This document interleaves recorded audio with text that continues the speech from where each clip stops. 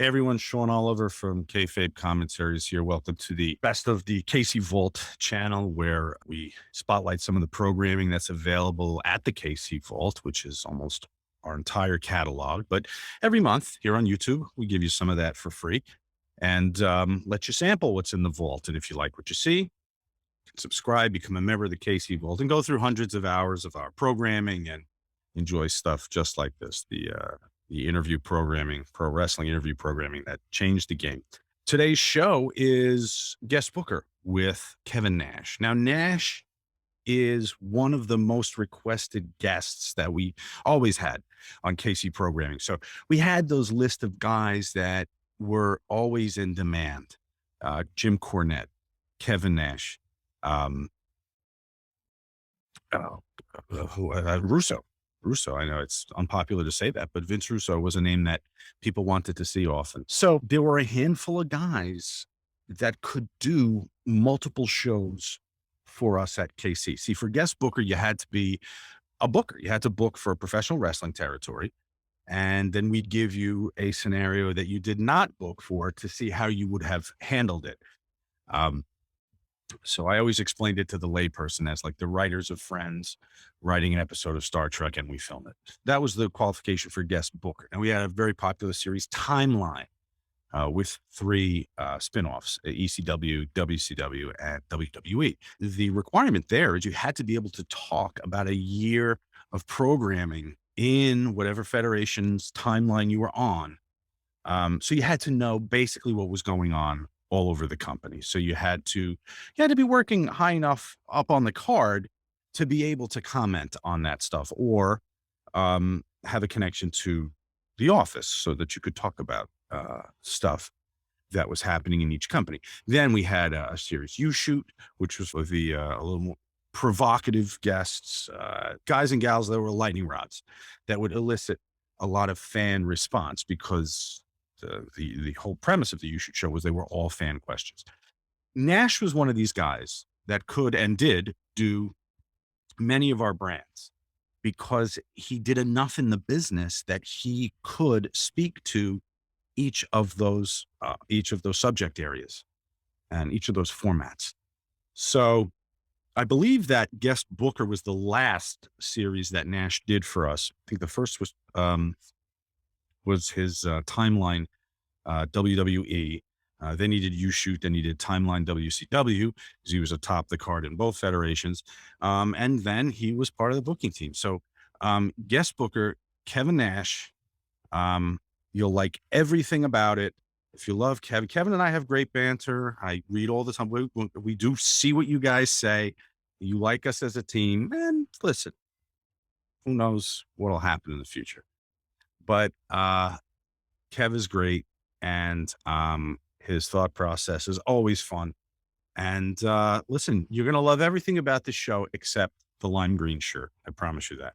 So click subscribe to this YouTube channel, please, so that we can notify you when new stuff comes out, and we could show the world that we got a little bit of love going on here again. And leave your comments below. We want to know what you thought of the show. Guest booker, Kevin Nash.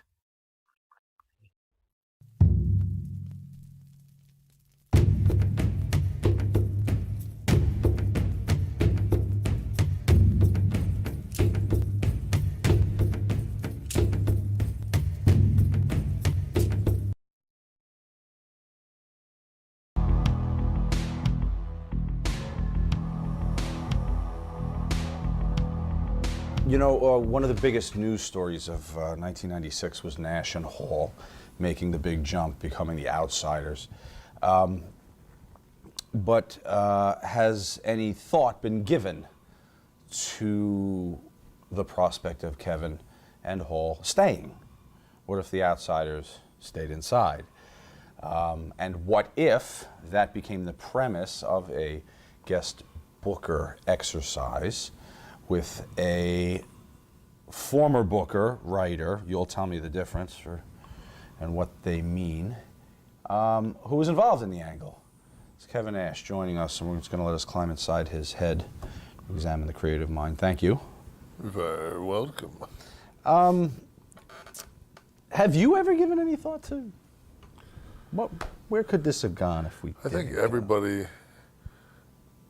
in life gives like that butterfly effect to like everything that's major. Like, if I go to Michigan State and don't go to Tennessee, I'm on a national championship team. What am I? Do I die in a car wreck 3 weeks later? Right. So you just, it's one of those things where you never know. But of course, we've, played that scenario a million times. Right. Do you have a personal booking philosophy? What works? I think heat. I think, the business is driven by heels. Kind of an old school philosophy. Are you Yeah. an old school guy? Yeah, I would think so. I mean, I grew up, big time wrestling in Detroit. The Sheik was the heel, and he was also the booker. And Where's Pampiro Firpo? I don't know. I'm gonna find him. He was at. I swear to you, he was at. I take that back. I met him in the lobby of WrestleMania in New Orleans. So he's still with us. Yes, I'm almost positive Wow. because of course the only person on earth that would have known that was him was Sean Waltman, who was standing next to me. I'm almost positive, Kev, that's purple. Did you talk to him? Yes. Oh, well, okay. My memory's not great anymore, but I'm pretty sure that was who that was. What are the most important qualities of a good booker? I think you got to be. You have to listen. I think that the guys that are really good bookers realize that a good idea can come from anywhere, and not necessarily somebody that's been in the business for 25 years. A good idea is a good idea, and it's the ability to take an idea, even though it might be sketchy, and be able to fine tune it and put it into action. Mm-hmm. How about a bad booker? What don't you want from your booker? I mean, anybody that's a dictator, anybody that's my way or the highway, because An Oli type, maybe? Fair to say? Yeah, he hired me, so I'll always have an affection for him, but he was a prick. You didn't have much say, right, in what was going to happen? No, nor should I had any say when I came in. Maybe you, but talent sometimes Right. should have some say. I think so. I think when you're in charge of 70 or 80 pieces of talent, I think a lot of times that talent, especially if he's a seasoned talent, has a much better conception of where his character is, where it is going, where it should go, than you kind of, all of us as talent are, using the fine tooth brush to do the details, while everybody else is kind of, the booker basically, he's trying to do a masterpiece, but he's actually trying to do a Pollock. He just kind of Throwing it on. yeah, just seeing what happens. So How much should you listen to the fans if you're a booker? I mean, we're there for them. You're there for them, obviously, but can you really allow their whims to dictate your vision? What's that balance?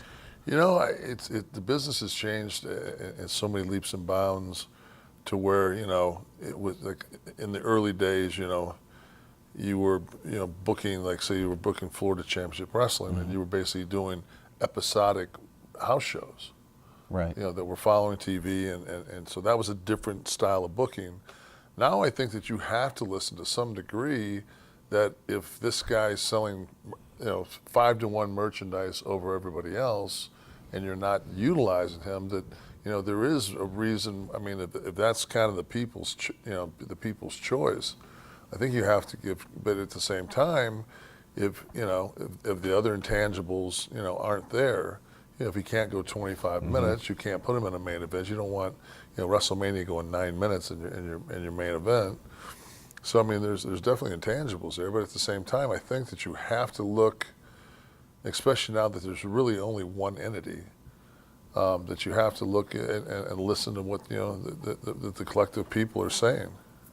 When you were working creatively in WCW, did your ideas come from pop culture?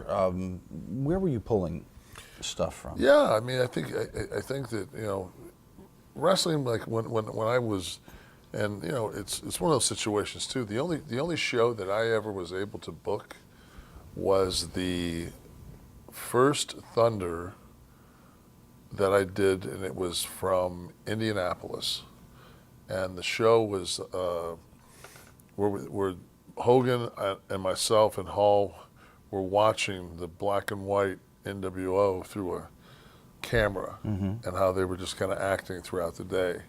And that was like, that was I wrote that show that was kind of my show. And then after that, I thought it was a pretty tight show. And after that, it was just like, I just lost everything. What do you mean?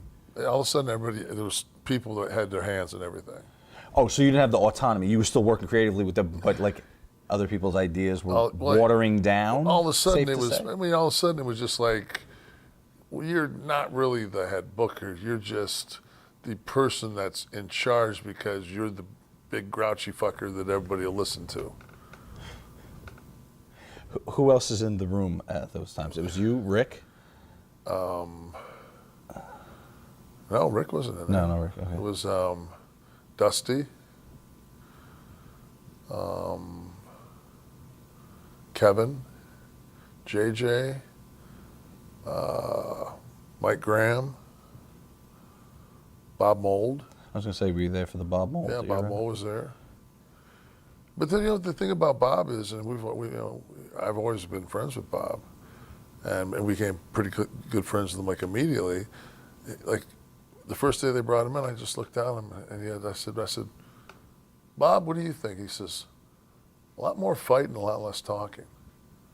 And I went, okay. Like, specific. That's like too much bullshit. Right. Okay, so what's the ratio? Give me, you jumped ahead of me. What's the ratio for the television show? Give me in-ring, give me promos and / entertainment skits. What are we talking? I've always had the concept that a wrestling television show should be shot exactly like the Gary Sandling show was. So when the Gary Sandling, remember, like, the Gary Sandling show, if it was live during the talk show, it looked like the Tonight Show.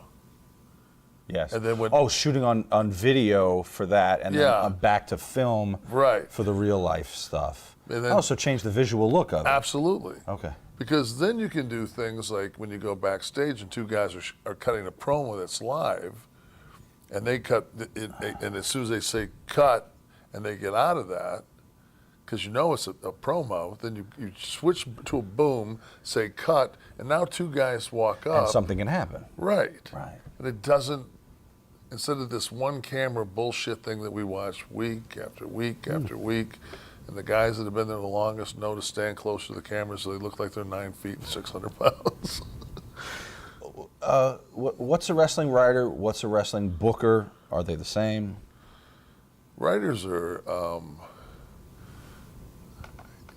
if they have a knowledge, I think, if a person's a fan, he grew up and was a fan, I think what happened was a lot of people, because it's good on your resume, it's just like, I'll write, like Freddie Prinze was a writer. Freddie Prinze Jr. was a writer. I mean, I don't know. I didn't get a chance to work with him. But when you come back and a guy is in charge of basically writing your verbiage, and it's 2011, and he looks at you and he says, I was looking at some old Diesel promos, and you're like, oh, like, really? Were they going against Isaac Yankem that week? Or, like, really? That's like, we're going to the vault? This is what we're doing? And on top of that, having somebody write your verbiage. Why is it done? I mean, everyone complains about it. Everyone says, could you believe they give Ric Flair a script? Okay, so why is it being done? Is it just to control what comes out of people's mouths for fear they might curse? Or? Well, I think it is. I think that, you don't have to be edgy anymore. There's nothing. I was on a podcast, I don't know, maybe a month or so ago, and I just said that, that with the network, like, why can't they have like an adult show? It doesn't have to be on USA Today. I mean, USA Channel. Right. But I mean, it can be on the network. I think we talked about that here once. Like you said, do Raw at 11 o'clock on Friday, Right. and do Superstars every other night or something. Right. Yeah, no, I got. I mean, Well, publicly traded company. How edgy can you be? Is it too scary because of the kids? I don't know. I mean, Warner Brothers publicly traded. I mean, I look at it this way: if you can't be as edgy as Deadpool, you're not going to resonate in this because after Deadpool came out, that bar is now set here, and if you're anything below that, you're horseshit. Right. And if you don't realize that when you walked in there and watched that movie and went, "Oh, so this is where it's going." Right. If that light bulb doesn't go off and you think we're going to start off the next television show with a bunch of guys standing with a ladder in their ass, and that's going to catch my interest. Though I did kind of like the Jericho scarf. Talk to me about teams or committees, large groups of people making creative decisions. To me, it's like being in a war room and everybody has an agenda. No matter what, there's 2 or 3 guys working their angle. I mean, it ends up always splitting into. It's like I'm sure it's no different than Congress or anything else. There's subcommittees and subcommittees within subcommittees, and Should there be a singular vision, though? I mean, a film has one director. There's Right. producers, there's writers, there's a lot of, but there's one vision. Absolutely. Okay. And that should be, and it is. I mean, WWE is Vince McMahon. I mean, you can say whatever you want to. At the end of the day, what goes on that television show is his vision, and will always be until he decides not to do it anymore. Who are some guys you've worked with as a wrestler that you thought might have had it to be a booker, but never got the shot or never wanted to? Scott Hall. Right. I think he's brilliant. I mean, Shawn Michaels is brilliant. X-Pac, kid's brilliant. How about a name that would surprise me? Someone maybe I would never think of. Like, Raven, yeah, no. That's... he's smart. He gets it. Mm-hmm. Would Scott ever want to do that? I'm sure that at this point in his life, he might be more receptive to being a part of some kind of, as far as there being, it's gotten too convoluted for it not to be what it is right now. Mm-hmm. So, but I think that he would be somebody. I mean, geez, just finish. I mean, he's just every aspect of it: psychology, finishes, promos, heat. Scott's a really brilliant guy. Mm-hmm. People complain about the writing being kind of stale and uninspiring in WWE. What could they do to light a fire? Other than the edginess, you said bring some edginess back in a separate show. And it's just, if they're so concerned. I mean, but the people that have adopted NXT as their wrestling.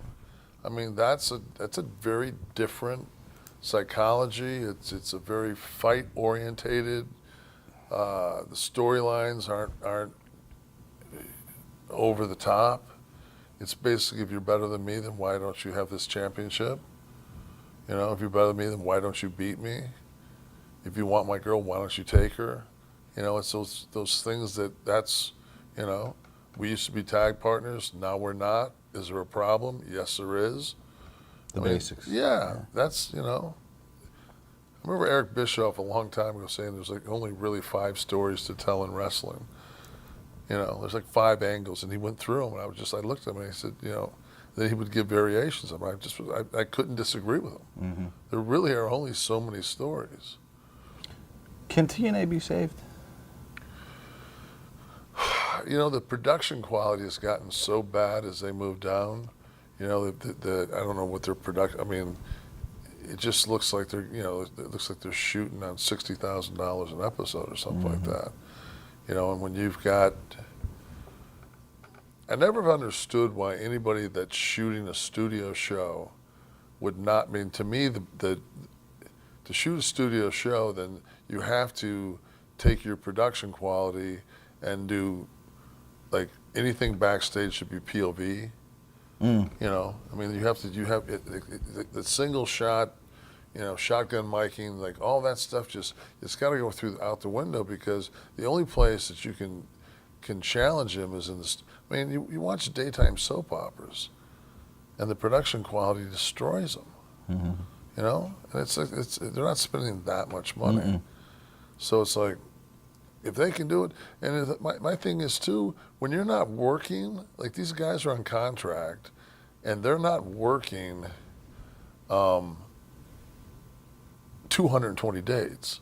So when you go into TV, you have a call sheet, you have your scenes, you go in on Sunday, you shoot all your backstage stuff, you know, you come in on Monday, the guys that have matches, well, they work their matches out.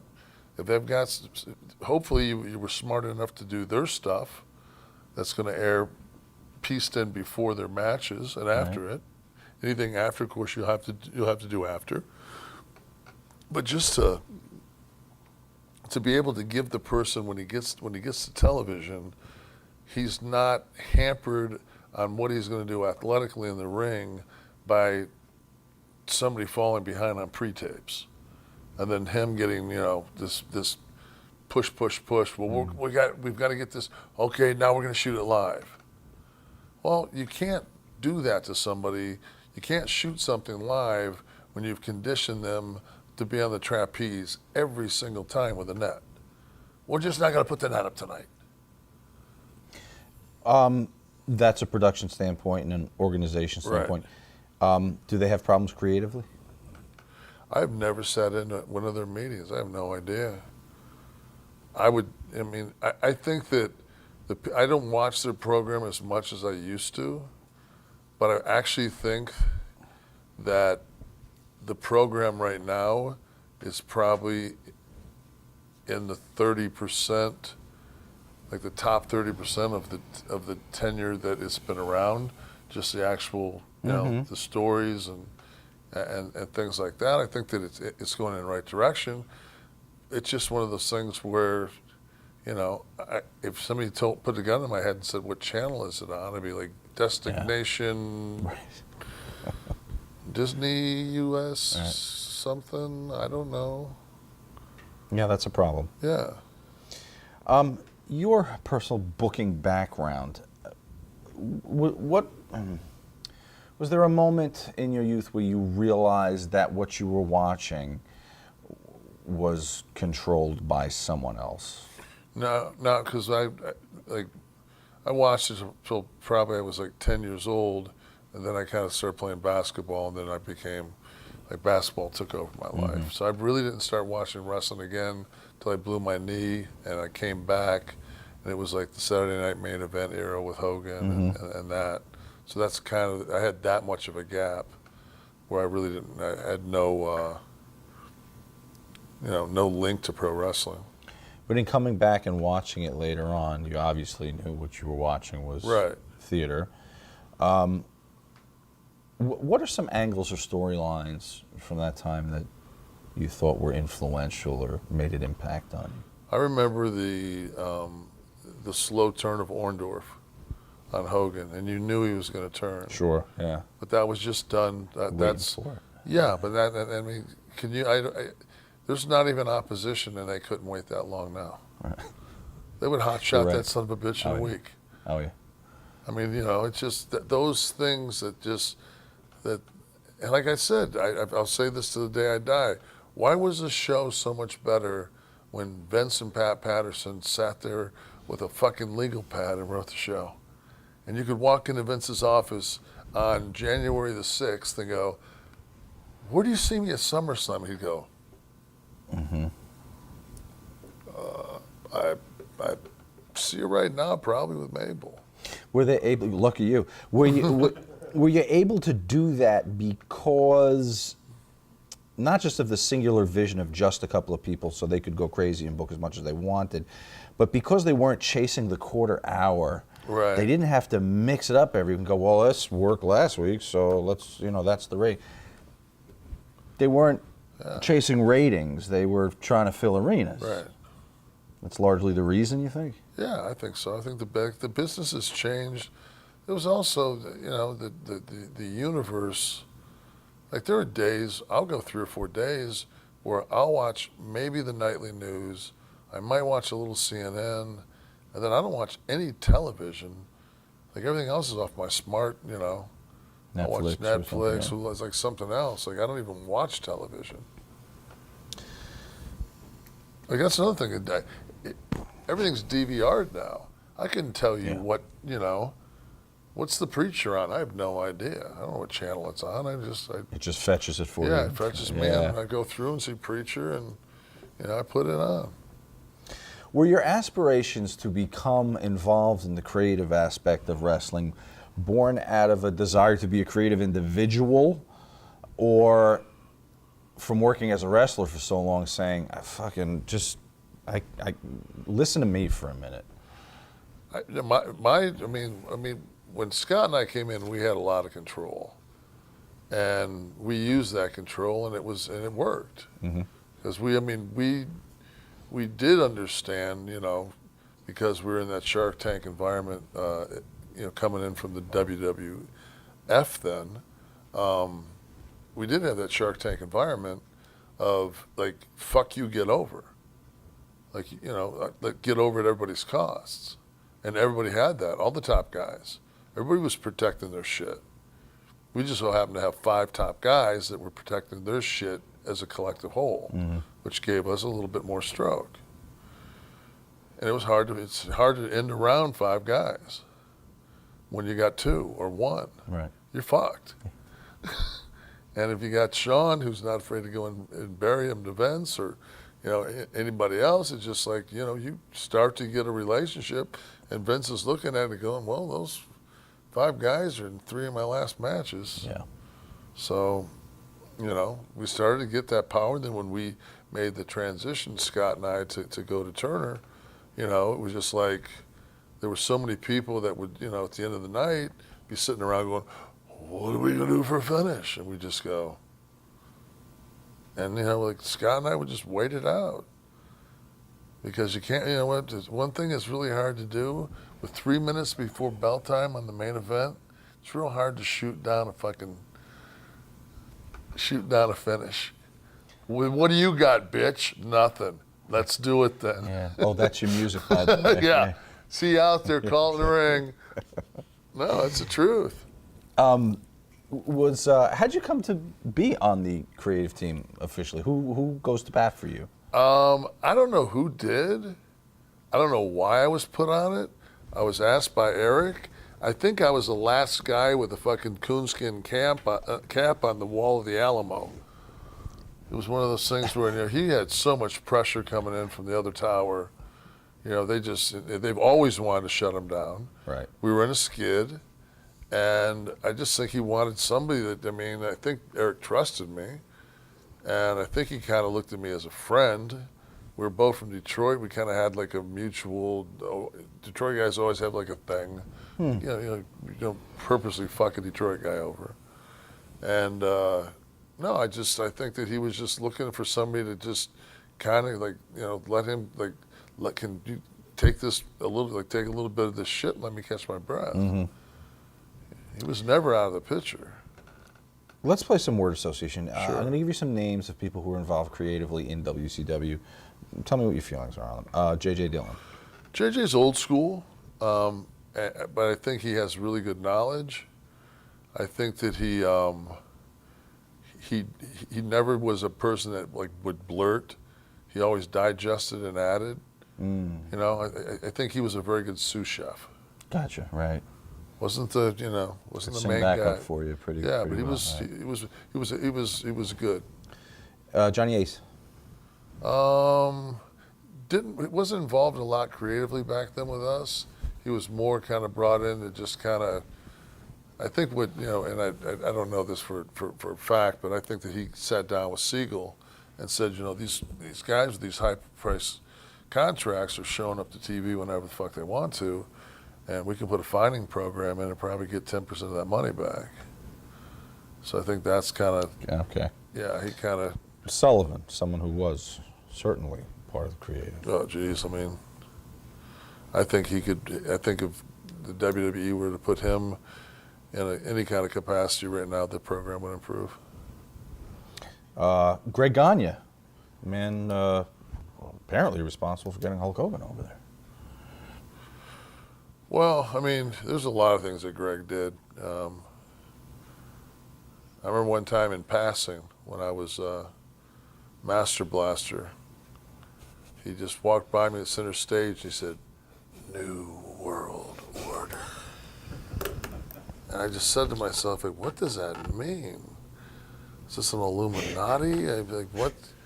And then I found out years later that he had actually not only booked the entire WCW NWO angle, but had booked the Japan angle prior to that. That preceded the NWO.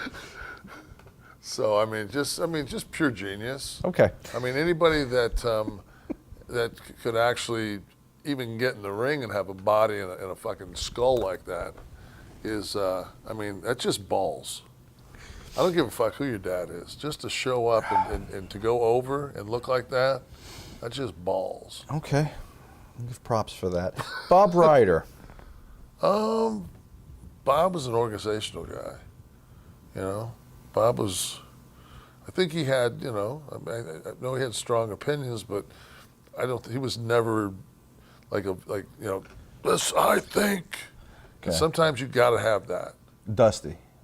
He and I went back and forth so many different times, but the one thing about Dusty was, I mean, he was like a fucking guy that threw a knuckleball.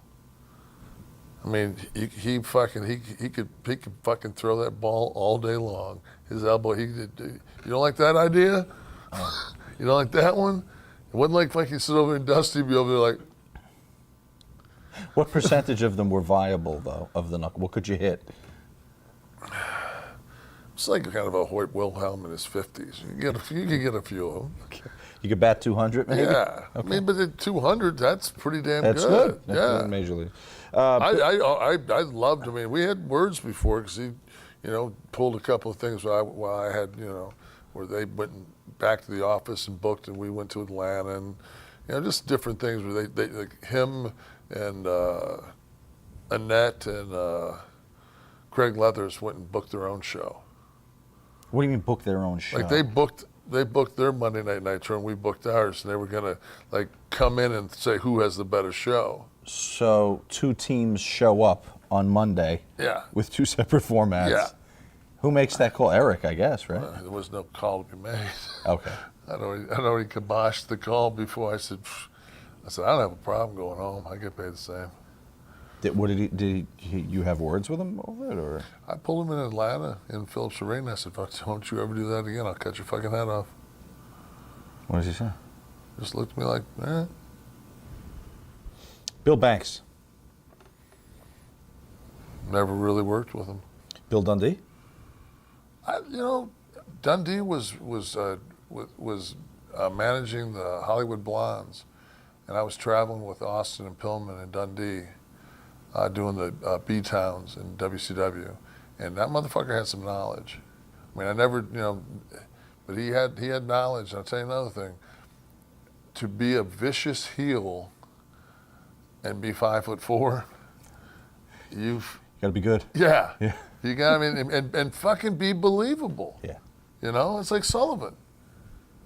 My son will watch fucking Sullivan tapes from Japan where he just, just brutalizes people to this day, Disco.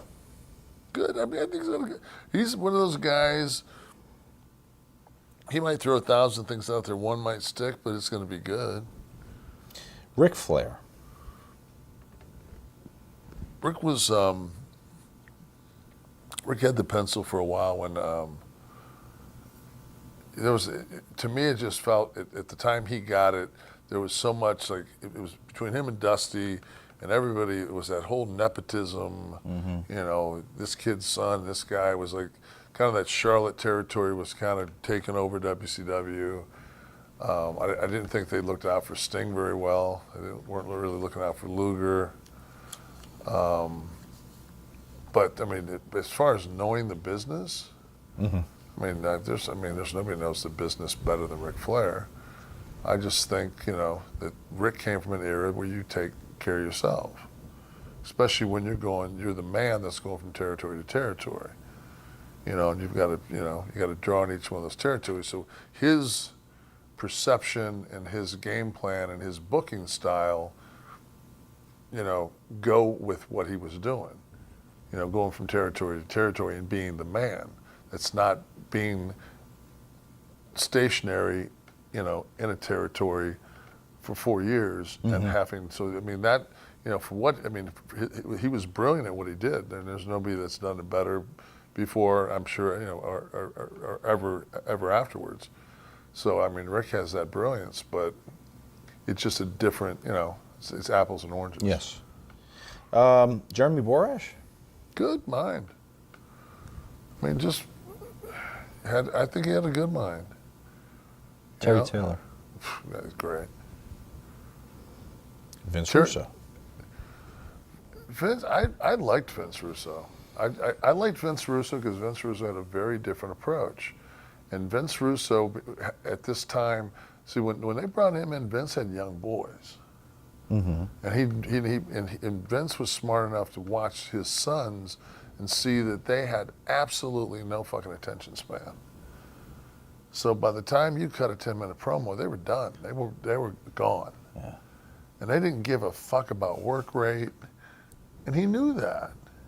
So, you know, to have a 5-segment match, you know, it was like they don't want to see a 4-minute match. Why are we going to give them a 21-minute match? Why did people not understand what you're saying? There was a very big backlash against Vince, and yeah, man, people go so far as to say, you know, he killed aspects of. Oh yeah, but when you go down to Atlanta, and you have his accent, it's the only thing missing is a blue uniform and a torch. Mike Graham. Good mind. I mean, you know, his dad had an incredibly successful territory, Florida Championship, learned well from his father. I always liked him because he was never, like a lot of people, man, when you get in a hole, you get doom and gloom. He was always so upbeat. I mean, you got to have that, you know, the glass half full guy. And he's that guy. Hulk Hogan. When it comes to the aspect of drawing money, like what works. I mean, he has a steadfast, but he also, he had gotten stagnated, and then like being with Scott and I, like we kind of gave him like our opinion. He took our opinion and put it with his opinion, and it kind of changed him a little bit, not a lot, but I think that, you know, that transition from those, like from that character to Hollywood to that in-between character, like he went out and stole WrestleMania with Rock, stole WrestleMania with Vince. I mean, he stole like several big shows, you know, and it was him. It was Hulk doing that. I don't think this can be overstated enough. I've talked to you on camera about it. I talked to Bischoff about it. There's no earthly reason that Hulk Hogan, the Hulk Hogan I grew up with, the only Hulk Hogan that anybody knew in 1995 or whatever, 3, whatever, was the big, overblown promos to the point of unbelievable, maybe, because that's, you know, we need cartoons in the 80s. There's no earthly reason that Hulk Hogan should have succeeded in the model of what the NWO was. No. No way that square peg should have went in the round hole. Yet it did, and he was able to run with that, and phase 2 of Hogan's career. But they happened. also did a How good job. They did a really good job. The first time we went down to cut NWO promos, we went down there, and Scott and I have always just talked in sound bites. And we were, hey, babe, bro, babe, we were going back and forth being chill. And Hogan just went on like a 5-minute rant. And every time the ball was in his court, he just, brother, let me tell you, Right. brother, let me tell you, son, brother. So we got done for like the first 2 hours, and we went out, and there was a picnic bench out there. And I looked at Scott, and I said, dude. And he looked at me like, we're looking at each other like, this is not gonna fucking work. So Eric, who's very fucking smart, was like, walked out there like, he goes, we can make this work. He goes, edit-wise, we can make this work. Right. And they did that. They just sound those black and white interviews. Then when Hogan went out there, he started to modify what he was doing to the point where it was, you know, he did a lot more talking and a lot less brothering. One could tell that it was trimmed to be favorable. But something I always saw that I don't even know if it's true, I never asked anybody, was the decision to go black and white, shaky, grainy, distracting. Was it to kind of put a haze over the face and all that shit that Hogan was doing? Was the decision made after filming? Yes. Okay. Yeah. Good decision. I think Neil Pruitt had a lot to do. Neil Pruitt had a lot of things. That's a name that will never get enough credit for that era of pro wrestling, was Neil Pruitt. Huh. He came up with the logo. He came up with the New World. That's him saying New World Order on that music. That was him. Like he did a lot of really innovative. He was very, you know, he was important to the company. Eric Bischoff. Eric Bischoff is, when you lay something out to him, he has to be able to, you have to lay it out like you're looking at a television. He's completely visual.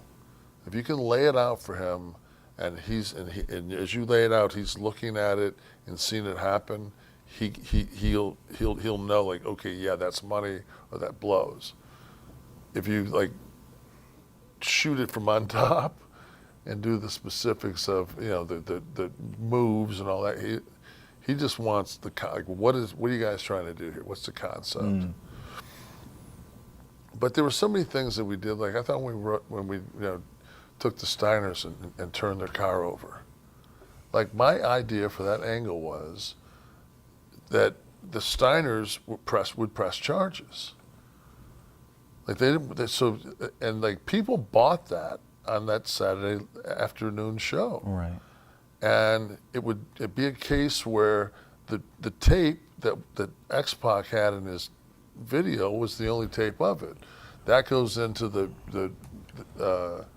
evidence, and we go in, and it's back and forth, and it's the artist renditions of the Steiners on the stands, and have like use the CNN people to say this court case is going on, and finally when it's like time for the verdict, they go to put the tape in, and the tape's blank, and they turn around, the guy that's in the property room peels his Atlanta cop thing, and there's the NWO gimmick, and it's you do 8 weeks of TV without touching, go off to another angle, and now you build this thing up, and the Steiners want to kill you. And now you've got CNN, you use these things around you. Yeah. They got so much shit over what happened on Saturday. On Monday, after they flipped their car, the Steiners came out and kicked the shit out of us. I'm like, well, what the fuck did we spend 5 hours shooting that shit for? Well, all right, so why? Why did it happen? Because Who is impatient? they just, if they got, like, if anybody from the other tower said, are you guys killing people over there? Like the Rey Mysterio dart thing, all that shit was nixed immediately. Oh, no, there's nothing going on. We'll just move from Disney. This is standards and practices people, Whoever. or Ballless. when you say the other tower, just explain what you mean. Yeah, I mean them, but they also just they never wanted wrestling. Right. And God, when Time Warner got into Turner, that was bad enough. And then when AOL got in, now you Right. got a bunch of silicon heads. Yeah, that was they the don't give beginning a of the fuck. end. Yeah, Ed but I Furr. killed it Ed Furr. because I bought AOL. Ed Furr. Ed was good. Ed was good. Ed, but I think Ed and Vince were both better together than separate. I thought they were. I thought when they brought them in, they were really going to do something. They cut their balls in 3 weeks, and I told them it was coming too, because I was in the transition party as they came in. And then they was just like one day they just told me, you're not going to be in the room, because they knew I'd already sided with Ed and Vince. So And you they- knew at that point. Oh, that, I knew right then. Yeah. I mean, they had. I tell you, it was about 3 weeks, and they just said, "You guys ain't getting a run." And they'd committed to all that money. They did that with everybody. They Yeah, committed to a lot of money. Kevin Nash. Kevin Nash. How was he as a booker? How was he as a booker?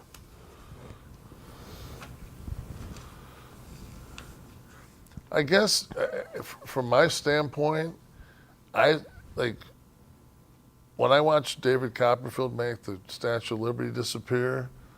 I'm under the presumption that everybody on Earth knows that it's really not disappearing. Right.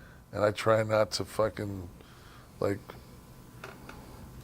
completely insult the intelligence of the people that are watching that, aren't an iron lung. But, Is that a Chief J? Chief Jay's drama.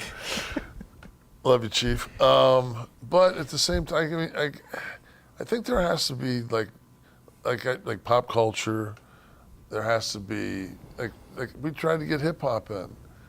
Like they cut all these deals with like Master P's guys and all this. I'm like, I just sit there and just, you don't understand. Placate this for 5 weeks so we can have I said, we get Master P to perform at the Superdome with his nephew. I said, then we get Snoop in Atlanta. That's all we want out of this deal. Those 2 performances. Mm-hmm. And that's all we want.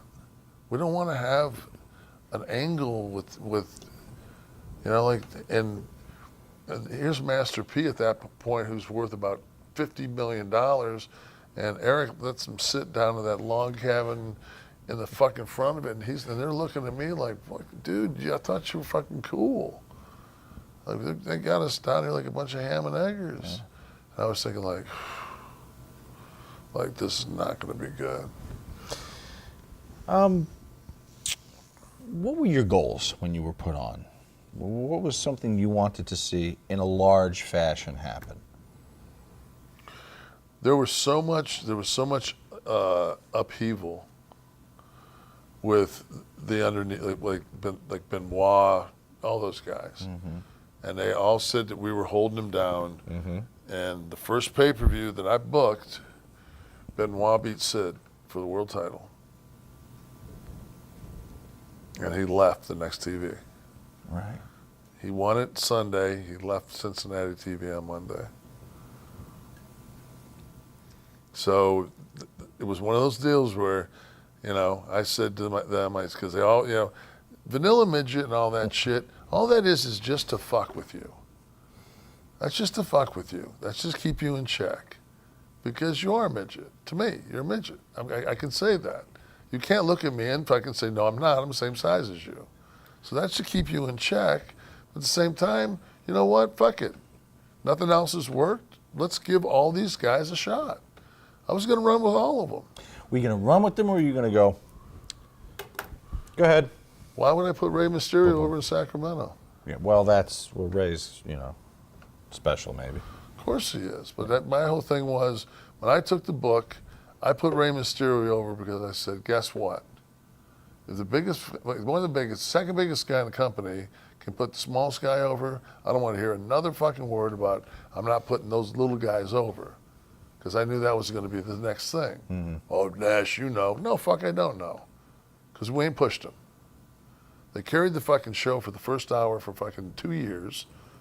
Let's fucking give them a shot. How aware are you of what's going on WWE TV when you're booking for WCW? We're watching everything they're doing. Yeah. I mean, they're giving you quarterly breakdowns. Like they're, you know, if you could have got injury reports and Sable, like when Sable was going to come out, you know, those would have been like, you know, like booking gems, you know, inside trading tips. Right. You know, because Sable would always pull a number. Take me behind the scenes in a WCW booking session. I was surprised to hear from Glenn that they weren't held in CNN Tower or turned. They were in, was it a building in the woods somewhere? Where was this other building? Log cabin fucking drive. Horrible. Right. Does someone run the meetings, or is it free form where someone can throw a hand up and say, I got some stuff? Well, the biggest problem you had, can we use the board? Yeah, well, we're going to when we do the booking. You want it now? Well, I mean, because I can just set it right here and just diagram this. Let's get that over here. Because this is what people never understood about the process. Marker. I need a marker. So, does this come up okay? Yeah, that'll come up. All right. So now you come in, and so first thing you got to do is you got to come in and you got to do Monday's show. So we got Monday, we got Nitro, 3 hours. Okay? So after that, on Tuesday, we're going to do Thunder. So we got to do 2 hours. Well, Thunder's taped. So in order to do Thunder, you have to write this 3 hour Nitro. Right. So that Thunder makes sense. So now you're writing Right. 10 hours. You're 10 hours of TV. Writing 10 hours of TV to make that situation work, which was fucking. I mean, that show should have. And Eric will say that was one of the biggest. Going to 3 hours was horrifying. This was horrifying.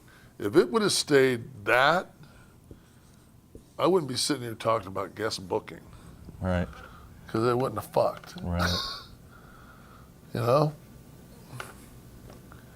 But these, I mean, that was, and then you get to here, and a guy gets, because it's taped here, gets hurt, then this all changes. Yes. Oh, yeah.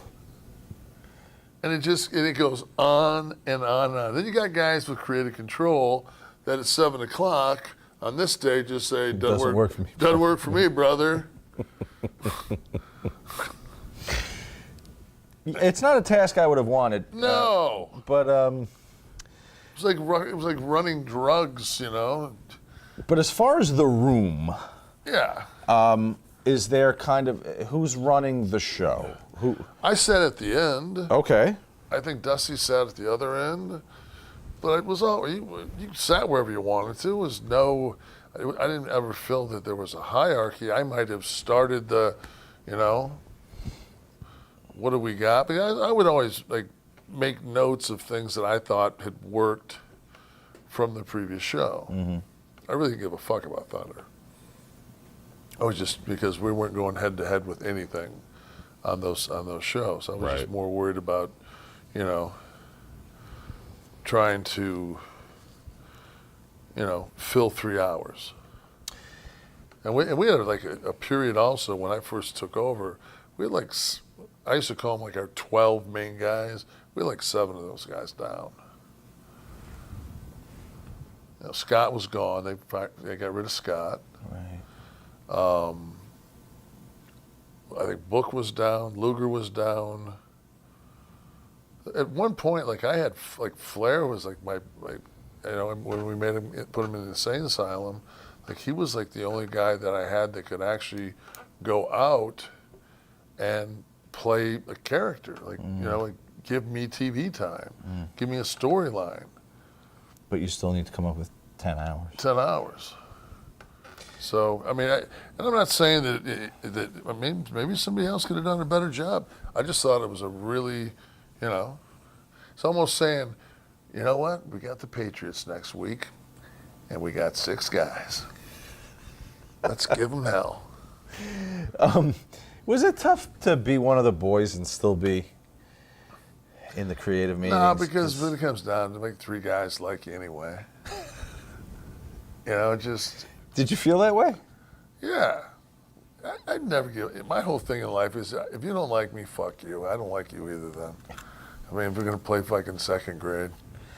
I don't do anything with it. If anybody, I'd like some motherfucker that was on that television show to say that I did something against them with malice.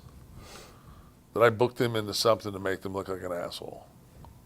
That I didn't have the show's, you know, best interest in mind for any decision I made.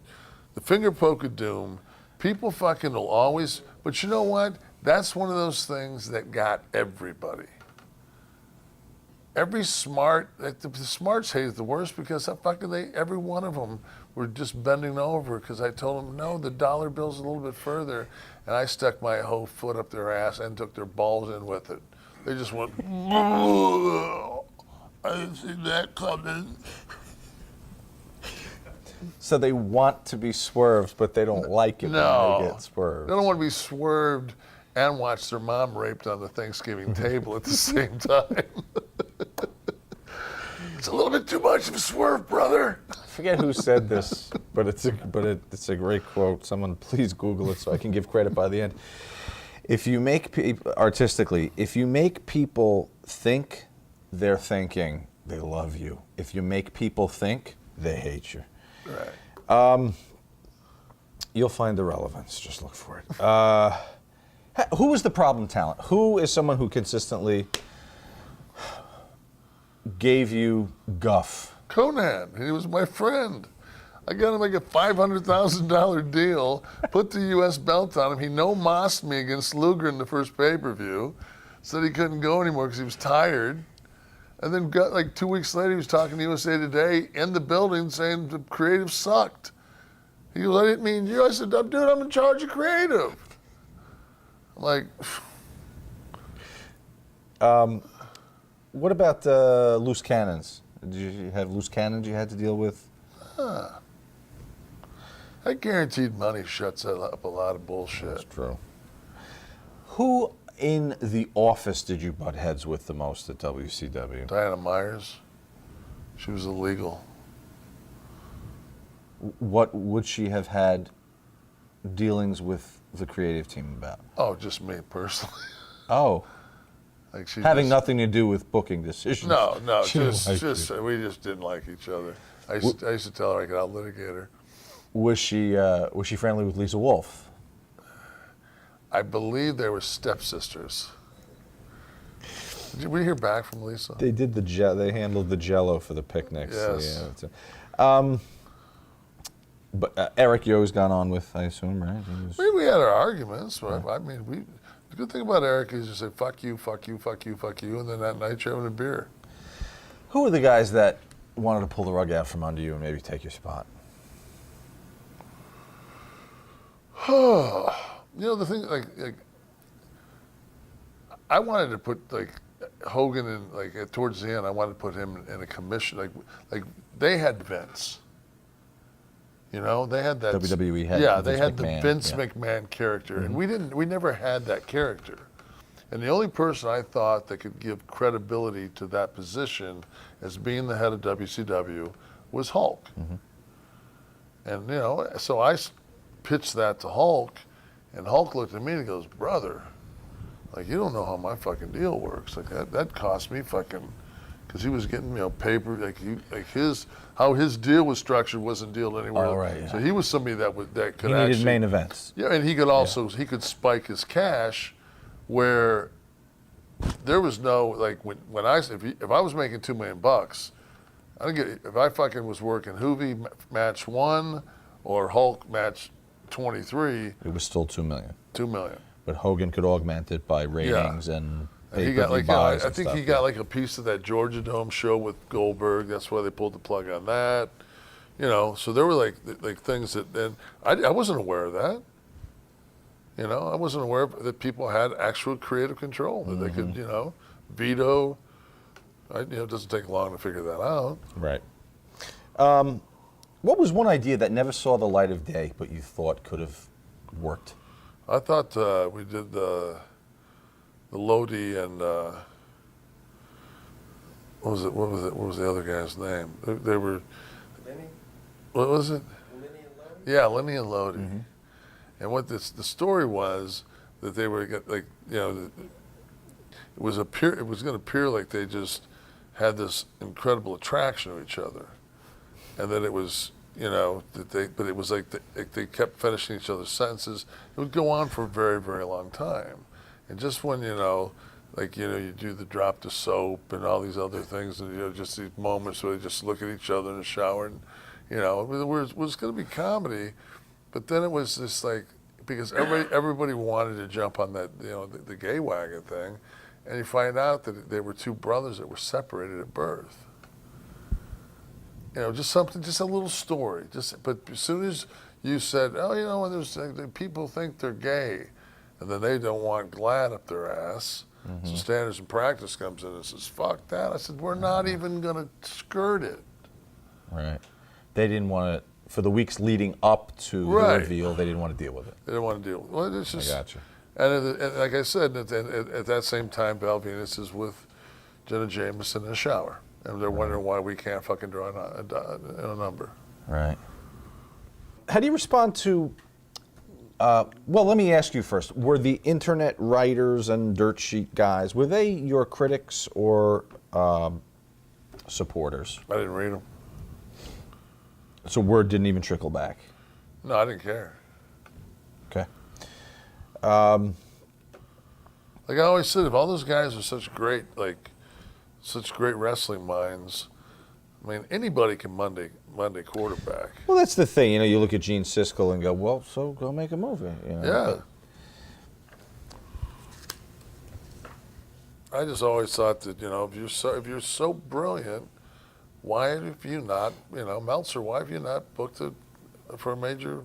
Well, but maybe can one be a really good audience member, but not a good director? Like, can you judge wine but not make wine? Probably. I think that wine is something that's, if I put 100 people in the room, that their palates are going to be pretty close. If I give you a Parker's 93 bottle of wine, and we all sit in here and there's 100 people, they drink it, you're not going to get 45% of those people going, I'm up in the air on it. Whereas wrestling, it's, and those guys back then, before the internet exploded, those sheets had a lot of, dud. And it was every year, it was like match of the year, Abu Zago versus Naposeno in the Carokian Hall. Like, yeah, right. You fucking saw it when? You saw it from what? From fucking Oakland? Fuck you. Telescope, fucking Hubble. San Jose. Is that where he's from? Near there, right? Yeah, fuck him. I never liked him, never will. Let's talk about. How's your life, buddy? Bet you ain't better than mine. Oof. How's that Sonata fucking treating you?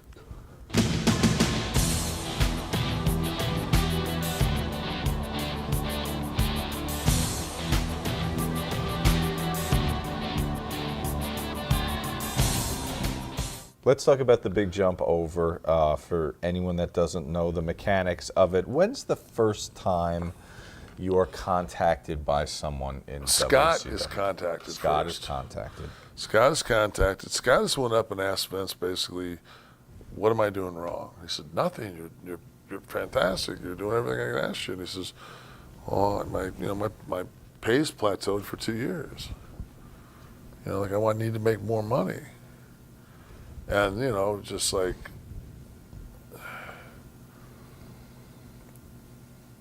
the money was tight. The money wasn't, we all heard what they made before us. It was like the new generation came along and, I think Brett was one of the ones that killed us because Brett took that belt and took it for a lot cheaper than he should have. And he could have, he should have, as the leader of us, that's one of the reasons that, when they came to me, the boys kind of were like, all right, well, this big prick he'll scream. So that's interesting. I think you've told me this before, something about he's the $500,000 champion or something. Well, I don't know what he made, but he did. Whatever. Yeah, Maybe that I wasn't just, you. Somebody called him like the $50,000 champion or something like that, meaning... the belt meant more than the pay. Right, and because he didn't raise the standard for what a top performer in WWE should be, that benchmark was so low that Vince could always point to it and go, well, Kev, you're asking this. I got my champion making this. Yeah. So he wouldn't move on the scale because Brett was low. Brett was low. Okay. And then, I argued pays all the time.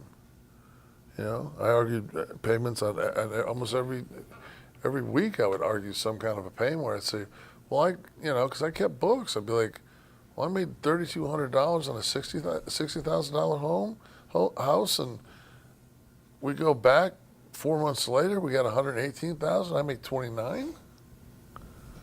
Like, what math is that? Right. We spent more bullshit. You spent more advertising. You fucked me.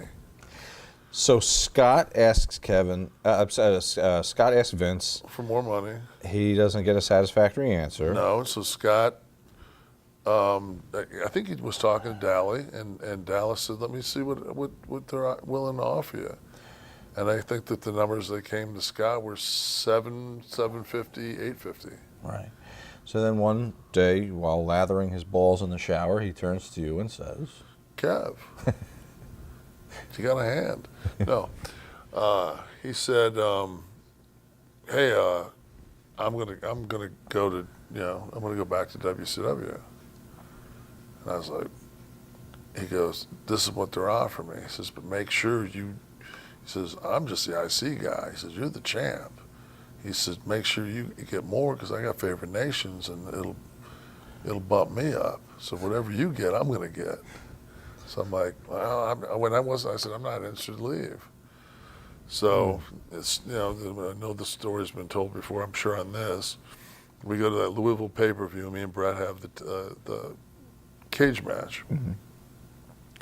And what I needed for a finish was I needed to stick Brett with a power bomb and start walking to the door like I got him beat, take me underneath. yeah. And then during all that, have Brett, dead man, crawl out.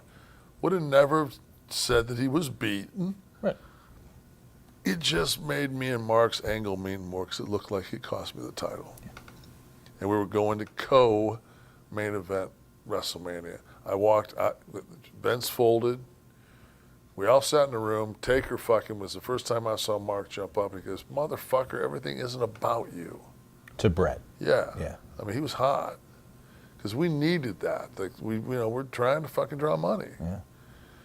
And That first scenario that you said, that was Vince's proposal of how it should go down. the Powerball, no, that was mine. Oh, that was yours. Okay. I'm saying, I'm looking at the finish. I'm saying this is how I think we get the most yardage out. Okay.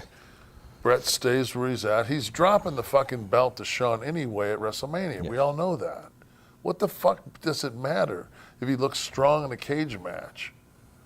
Like you're gonna fucking elevate ours, which is gonna elevate buy rates, which means we all get paid more money.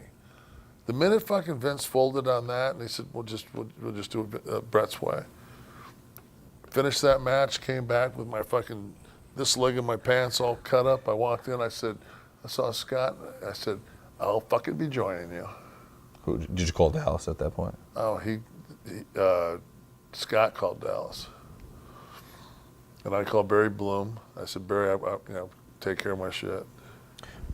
But you do still go back, if I'm not mistaken, and give Vince a chance. Talked to him at Stockton, California. I talked to him out in front of the building. I just said, dude, I don't want to. I said, man, I said, Vince, I don't want to leave. But like, and people don't realize this. I appeared 2 days ago, June 10th. It was my first appearance on Nitro. My son is born June 12th.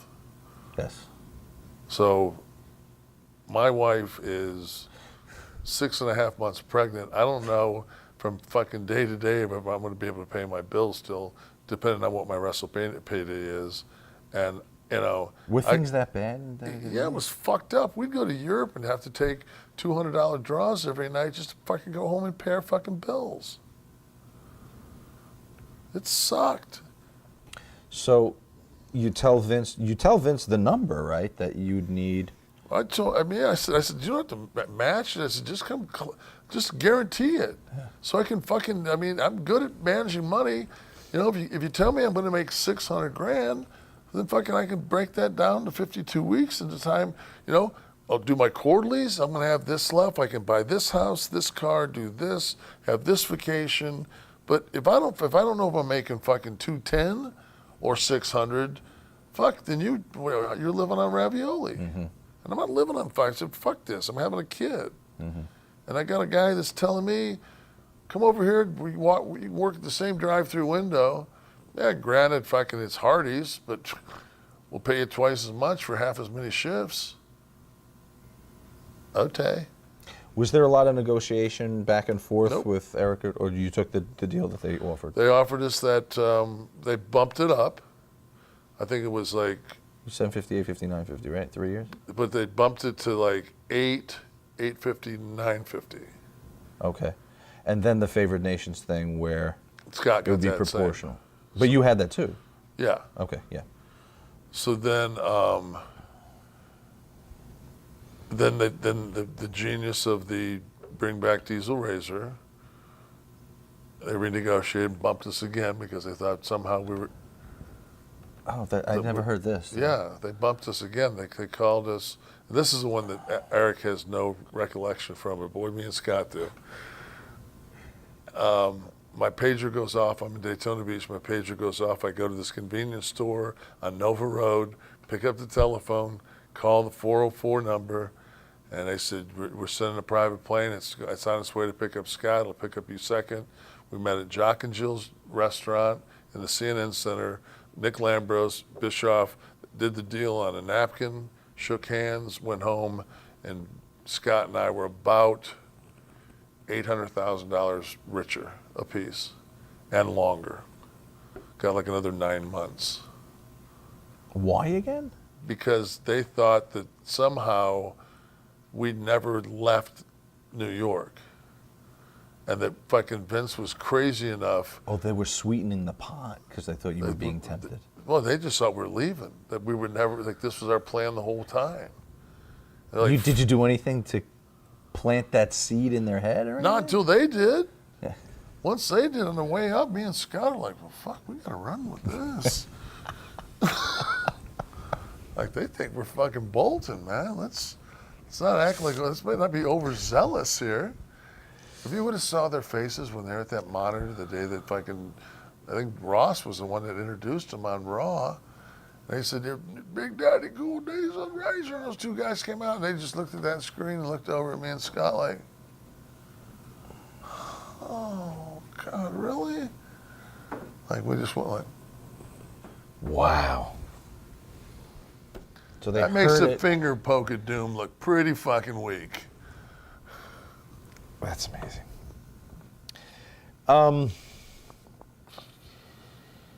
Do you talk to Sean and Hunter and yeah? And Sean's. I mean, Sean's getting his dream. Sean's being anointed. That is the place. I mean, it's not like WCW was the place to be. And Hunter was undefeated. Hunter was getting a hell of a push. So there was, it was like Hunter always dreamt of, being from New Hampshire, had always dreamt of, there was no place he ever wanted to work except there, WWE. So, and then Sean was getting his childhood dream. So, and me and Scott were getting paid. Right. Well played by Trips, I think. Yes. One might say. Yes. Was Vince angry or disappointed? okay? He understood why we made the decision. He couldn't play the game because he knew if that was the case, then Taker, Brett, Sean, all of a sudden you get what you got when we left. Did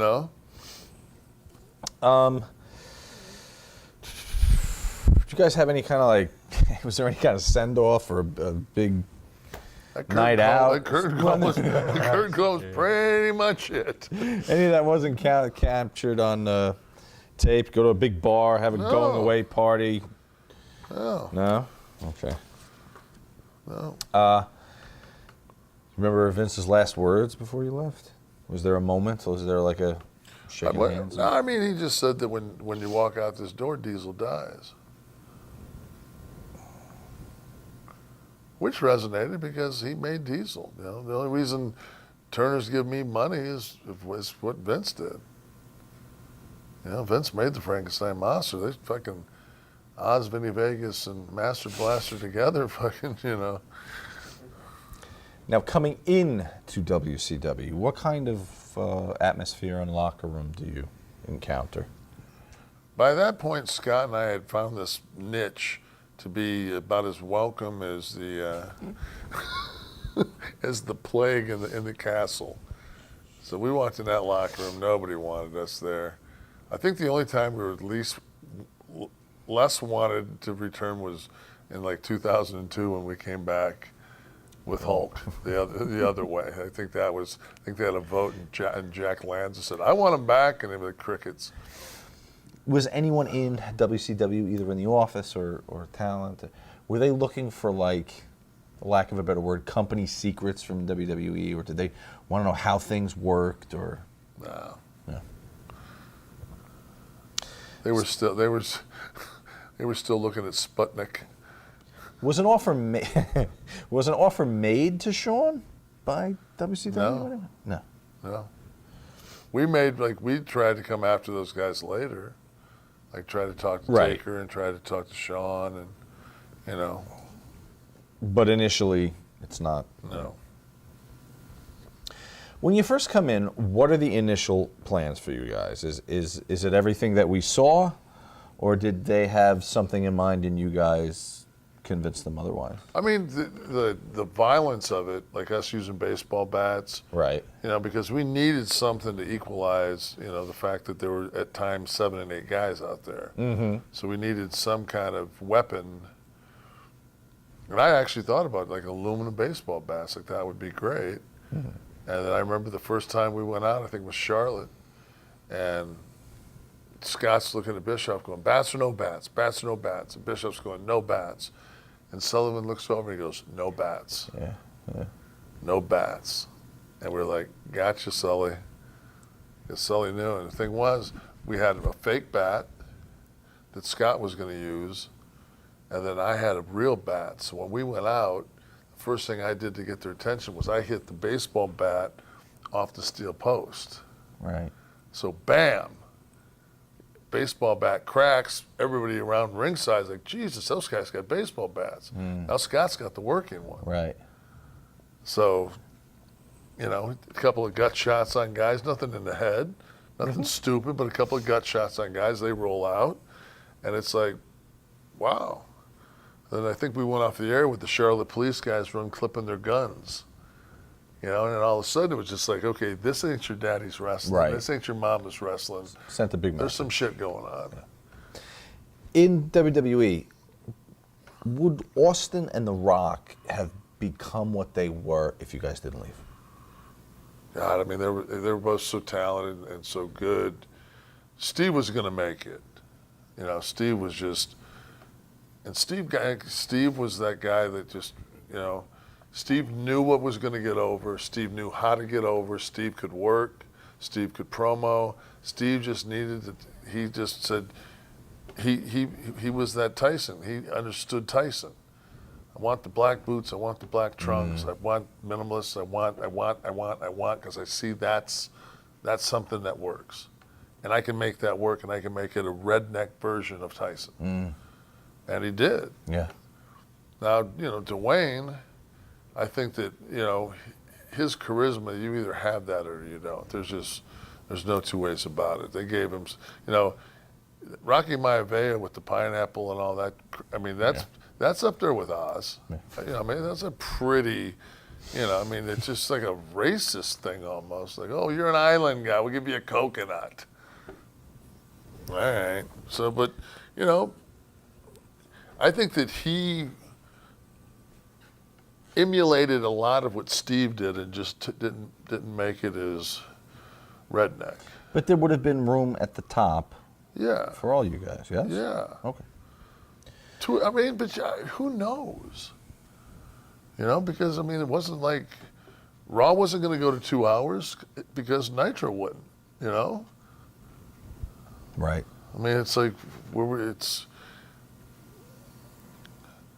at the same time, how long before the Dungeon of Doom wears a little thin on the fans, and we start getting threes, and they start doing 1.7s, and that, you know, never comes to fruition. The thing would have never happened is one show wouldn't be doing a 7 and the other show wouldn't have been doing a 5. You know, Monday Night Football wouldn't be going, do we need to fucking move this thing? I mean, those are the things. And then on top of that, we don't leave, there's not guaranteed money. Right. I mean, there's a lot of things, you know. Is there an attitude era without attitude?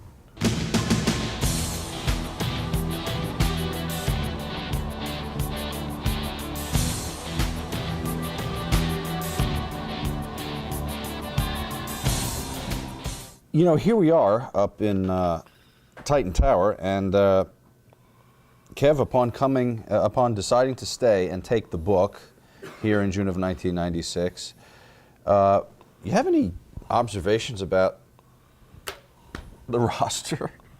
I think at this point I actually call Powers' booth and ask him how he played Jimmy Jones.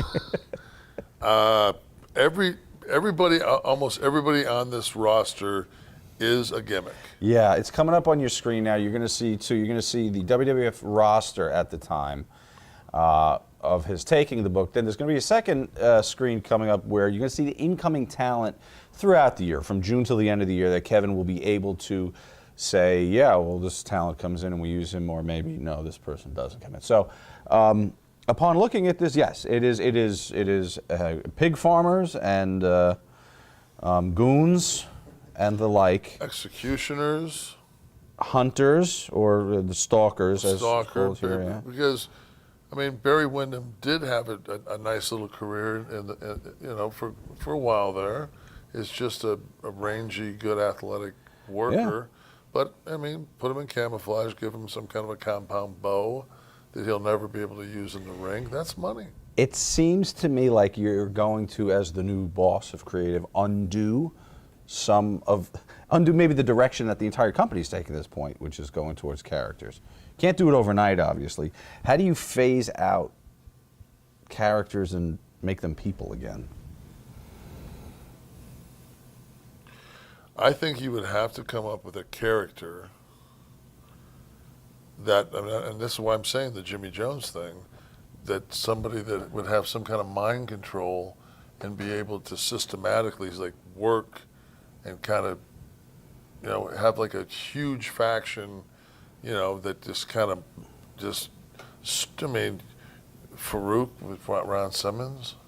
I'm going to bring in a guy that's a shoot, runner up in the Heisman, and I'm going to put the Spartacus helmet on him. Mm-hmm. So, okay, so they're going to drink some mythical Kool-Aid and lose the gimmick. Yeah, we're going to lose some gimmicks. Are there any gimmicks that worked? Let's say that first. So maybe maybe Brawler can be Brawler. Brawler can be Brawler. Taker, obviously. Yeah, would be Taker. I mean, he's the greatest character of all time. Gimmick character. Did you prefer Leaf Cassidy or Al Snow? I liked Al Snow. Okay. I'm just looking at some others that worked. I don't see any others. I'm taking that Phineas, and the pig farmers aren't going to be pig farmers. Will they be there still, or? Yes, they'll be there, but they'll be more of a. They got rid of the pigs and grabbed Warren Oates and Deliverance.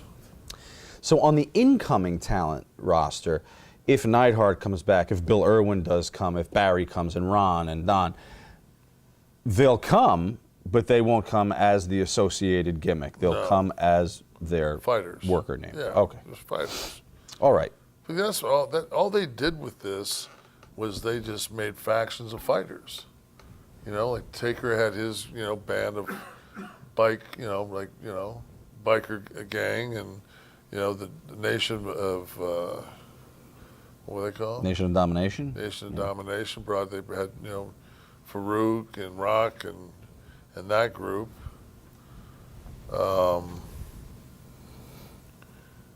So assuming you and Scott don't leave, by not leaving and going to WCW and getting paired as the Outsiders, maybe you're not working together in WWF. No. Okay. So you guys stay separate. Because there was no money in tags. I mean, that was a kiss of death. Right.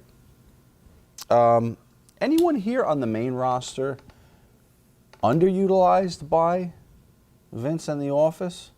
And maybe after stripping away the goofy character, is somebody you could give a good push to? I mean, they had, Steve is the hell was his gimmick? What was it? Yeah, the ringmaster. I mean, he knew exactly what he wanted to do. He wanted to be in black boots and black tights. I mean, that's just what he wanted to do. And I would let, Steve, broke in before I did. I'd let Steve do whatever the hell he wanted to do. Even in '96, you were able to identify that's... I was the one that got Vince to hire him. And I was like, this guy's great. Okay. And they just didn't see it. They gave him that kind of flare, comb-over, blonde hairdo, and Steve didn't want anything to do with it. Yankin was always, Glenn was always. Glenn. Mm-hmm. That was a big, giant dude, and they make give him. He's a dentist with bad teeth. If there isn't heat there, I don't know what is. I'm a dentist with bad teeth. I'm a barber with a bad haircut. I mean, just that rudimentary, just 101 heat. Yeah, but Ahmed Johnson there too, Well, what could you do with him? Not work with him myself. Any enemies? Any enemies you'd like to put him in the ring with? Oh boy, he was a strong man. So let's start with you, and talk about where you might go over the course of I'm definitely 1996. Okay. Because I was kind of tweenering it at that point. How would you make this more definitive? How would you make it yourself a more definitive heel? I mean, because I left, I did. Because in leaving, I went after Sean, cracked him with a chair, then we went into the Omaha, basically hardcore match. So I mean, by doing those things, the thing is, like we go into WrestleMania. Does Diesel need a shot in the arm? And do I get a win on Taker at WrestleMania 12? So down the road, maybe that's the goal. Which in retrospect kills the streak, which is one of probably the greatest things that ever happens. But is it something that we talk about to get get my character back on track after I Wish You a Merry Christmas a year earlier. That's just speaking for me, but you know, and I don't think there was I think at that point the talk of Taker's run at WrestleMania was, my God, a guy so talented has had the shittiest people to work with in the, you know, like what bum are they going to give him this year? So what would the angle look like with Taker for WrestleMania to be the blow-off? I don't know if it's a blow-off. I think that what you would have had to have done here, while you repackaged the mid-card to underneath guys, was to keep that core group of 8 guys. Like Sean, you know, Sean was where he needed to be, and you know, Taker with the belt does nothing. Like putting Mark to chase the belt does nothing.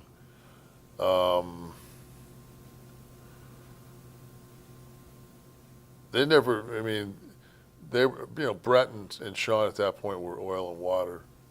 I mean, they just didn't. You know, that wasn't going to work out. But you know, a Razor Ramon turn at that point would not have been a bad thing, because he hadn't been a heel in a long time, and he could have went after that belt. So that could actually be a second storyline that we can work on. Yes, we go Hall heel, and then if I'm gonna take the belt off of Shawn, I'm gonna put it on Scott. How far out? Is this like a WrestleMania goal for the following year? I say that I'd go maybe SummerSlam. Okay, so Maybe have Shawn drop it to Scott at SummerSlam.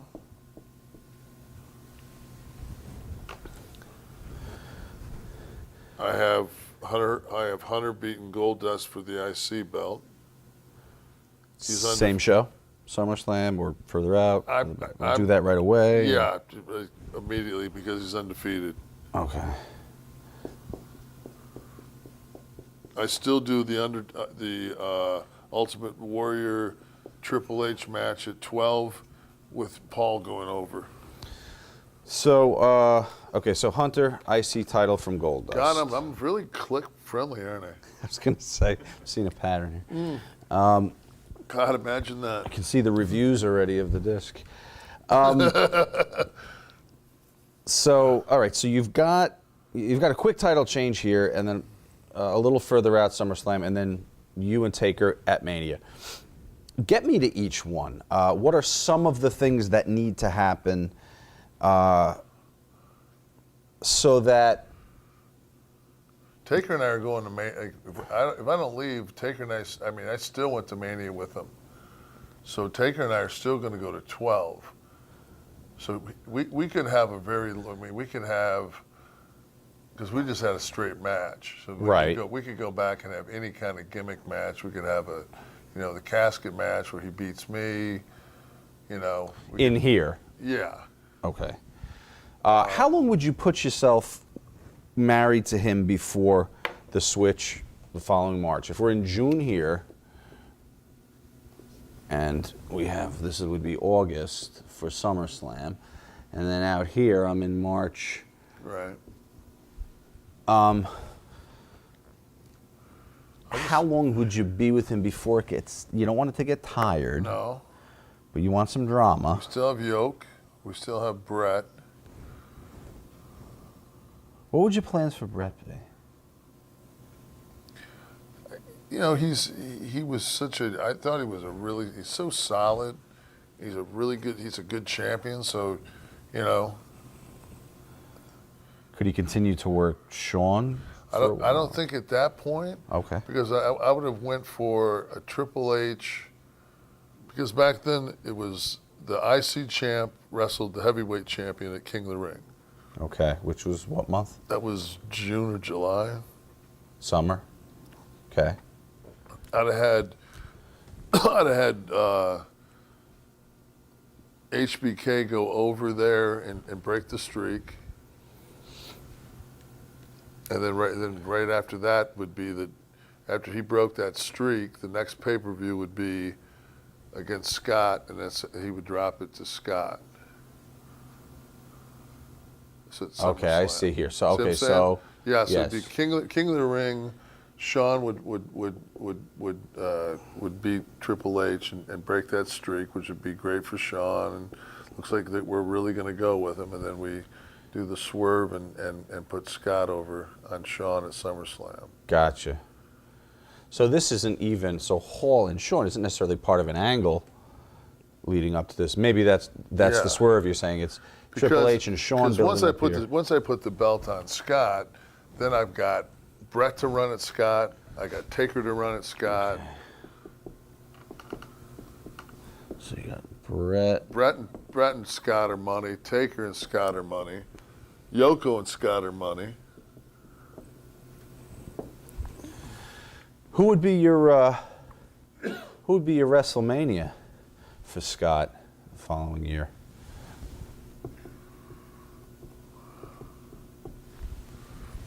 Knowing that Baracus is in the tube. I go Scott versus Brett, WrestleMania.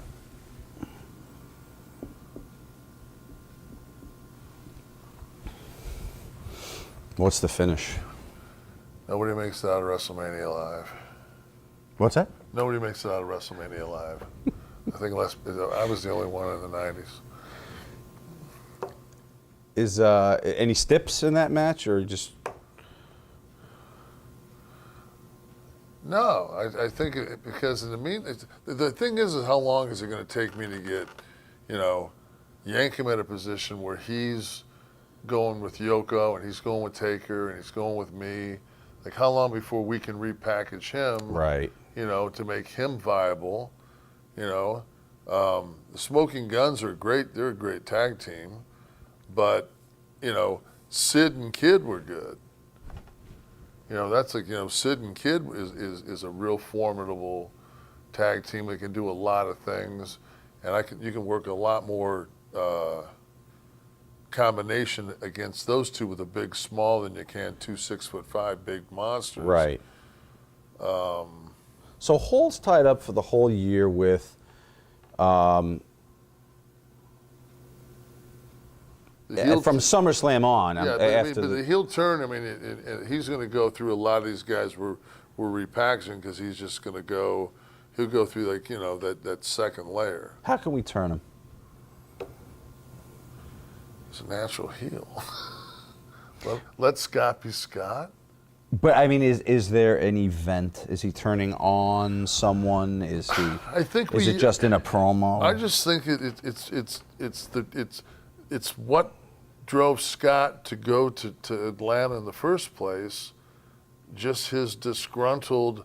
I'm tired of being a fucking starving artist. I want some fucking coin. Oh. So bring that shoot, bring it through to TV. And that's what it was. He told him.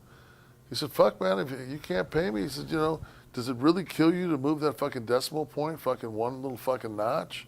Because it means a lot to the Hall family. So he cuts promo on the company. Yeah, on Vince.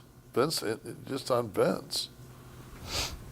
And he says, fuck this, man, I'm done. I'm tired of being a starving artist. I want some coin. So then I in the background say, hell yeah. And then that gets us to Sean, King of the Ring. Actually, Sean over Triple H in that heavyweight title versus IC title, and then Scott takes it from Sean, works Brett, Taker, and Yoko, getting eventually to just Brett at WrestleMania. Okay, how about now? Trips doing the IC. Trips does the IC. Now he loses that to Sean, and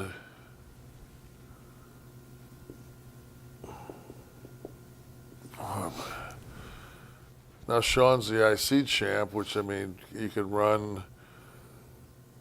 Now we can run 2 towns with Sean on. We can put Sean on top of the second town. Right. With that IC strap, and so now you're getting. So Hall going over him in SummerSlam frees him up now to work the IC belt. Right. yeah, and then we showcased that IC belt. Is he done with Goldust after he Yeah, takes it, or yeah. does this extend? I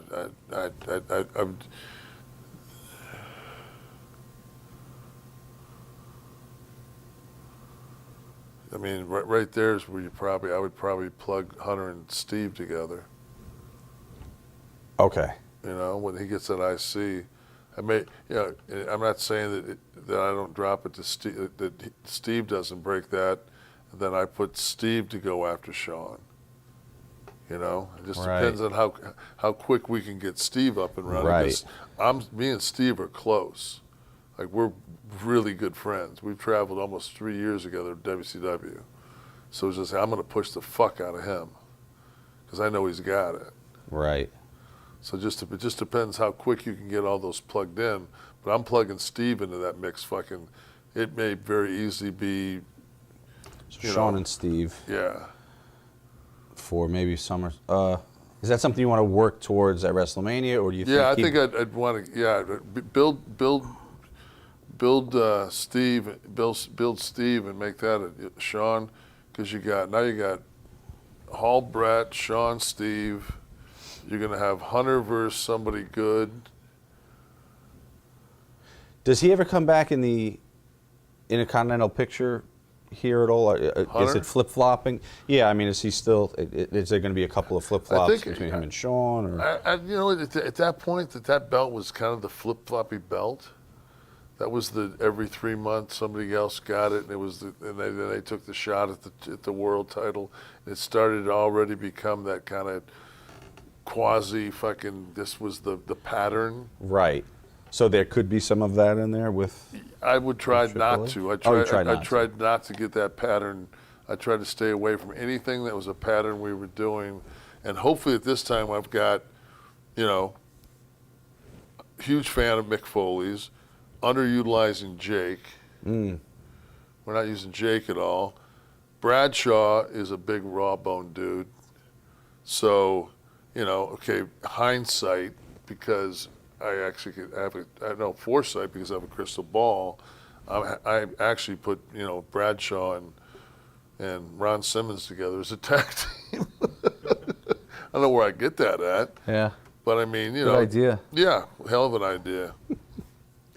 To keep trips in the picture here, is maybe WrestleMania Sean, Steve, and Triple H three-way, or you're not into the triple threat? I don't like a triple threat for the champ. I don't like any match where somebody can beat somebody and not beat the champion. I don't like those rules. Gotcha.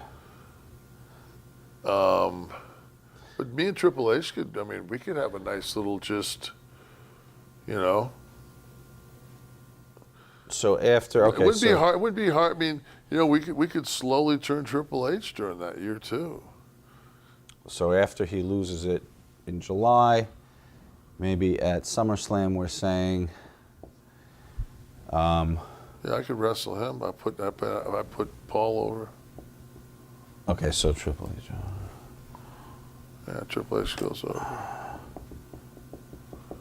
At this point now, we're trying to build. We're trying to build guys that have already gotten their fucking pushes. Now we got Scott in a better position, got Triple H in a better position, got Steve in a better position. Mm-hmm. Brett, Taker, Yoko are set. They're not going anywhere. They're going to be at the top of the pay chain. Does your putting Hunter over at SummerSlam diminish your working with Taker at Mania? No, because I got September, October, November, December, January. I get a huge Rumble win. Mm-hmm.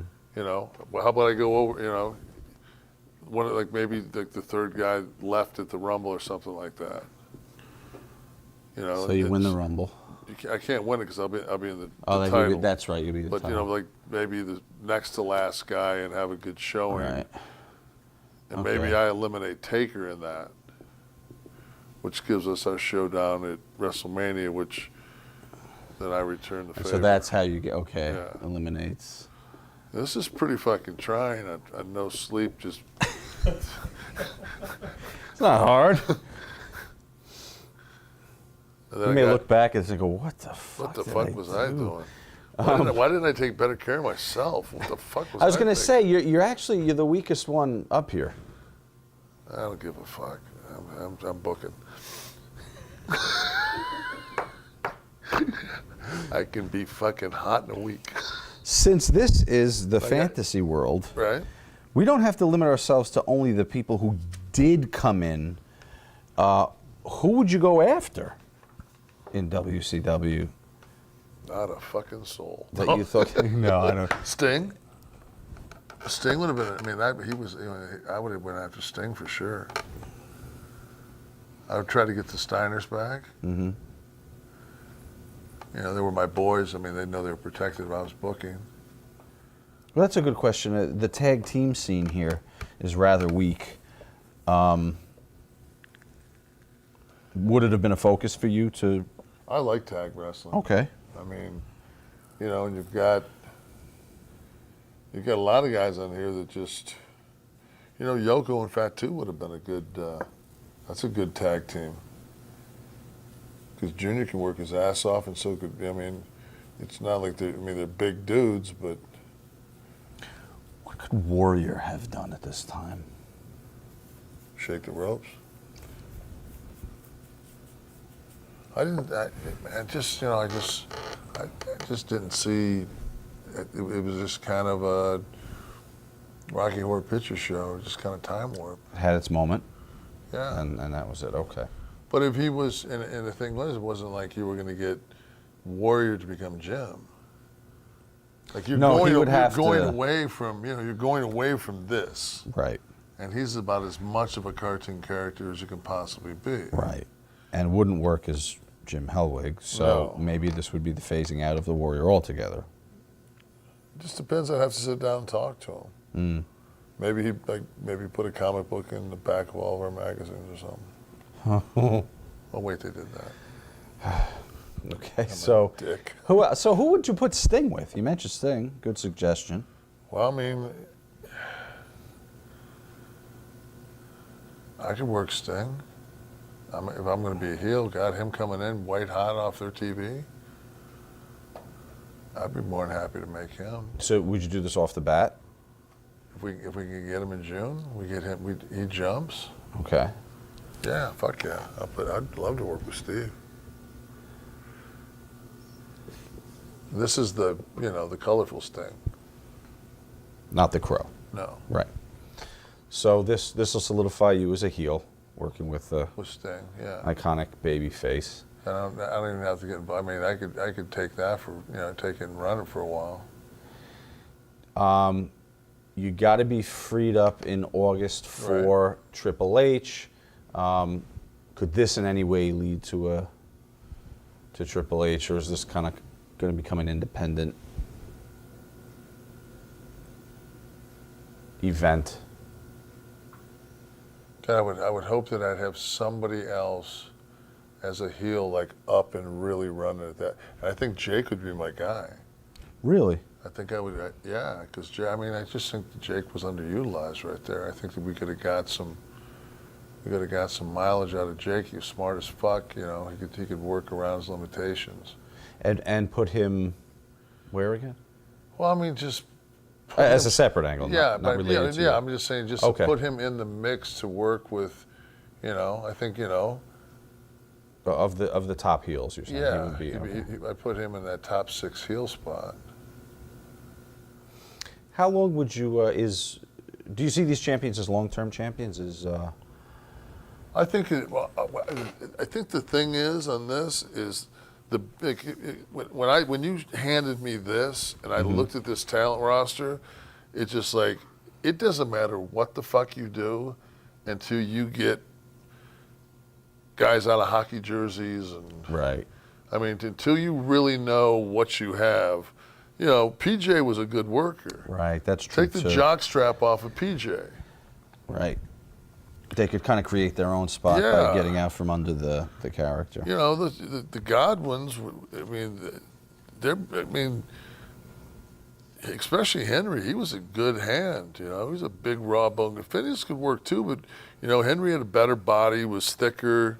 He could. I mean, you get him in a as a big rugged kind of Billy Jack baby face. You run yank him at him, and that's a nice mid card, two big giant dudes that can work. Right. I mean, there's a lot of things you can do, but like I said, you got to get the fucking bad teeth out of his mouth. You got to, wonder. I mean, you got Pillman. Something that's worth noting is that Rocky Maivia comes in somewhere in this June till the end of the year thing here. I remember him being green, but I remember him having. I mean, he was 275. He was 6'5". I mean, he definitely had presence. I would have had to sat down and got to know the guy. Right. Half the problem is, that but Vince did do that. Vince sat down and talked to these guys, and Well, clearly here though in the character, although maybe he was deriving characters from their personal likes. Right. Was Bill Irwin a hockey fan? I don't know. I pray. Was Barry Windham a hunter? No. Flat, He hunted no. tail.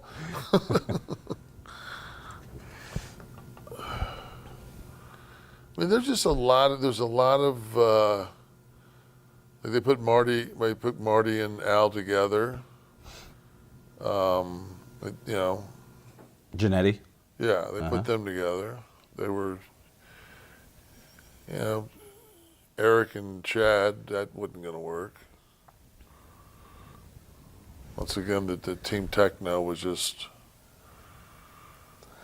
I don't think, was Techno ever over here?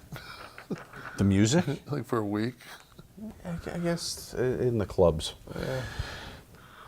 Could Mick have worked on Yes. top with you guys? Mick was ready as Cactus Jack. He could have. Would you have done the Mankind, Dude Love, No. Mick Foley? You just kept him Cactus or Mick? I would have. Whatever he was comfortable with. Okay. I think he was more comfortable as Mankind. But we didn't own Cactus Jack, so we would have had to change that. Because WCW owned the rights to that. Did they, or did he? Because he'd been doing that for. I don't know. Who knows? But you wouldn't have had him do the multiple personality thing. No. Okay. I've heard him say many times, I'm not the guy with the fucking sock on my hand. Right. I'm the fucking hardcore. I'm the hardcore fucking dude.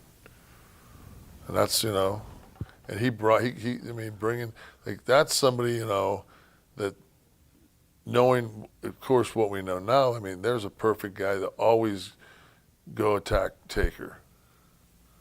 He's always that guy that they can give Taker.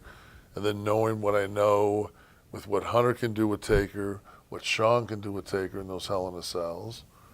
Of course, this is all through the crystal ball. Right. But then Davey Boy's still, Davey Boy and Owen are still there. Great Yes. talents.